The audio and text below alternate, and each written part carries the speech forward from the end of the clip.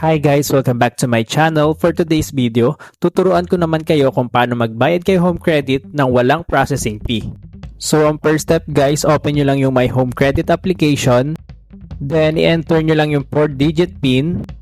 Then after nun guys, punta lang kayo dun sa loans. Click nyo lang yun. Yan, click nyo yung loans.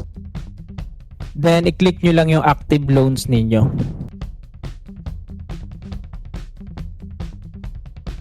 Then, ang next yung gagawin guys, click nyo yung Pay Now.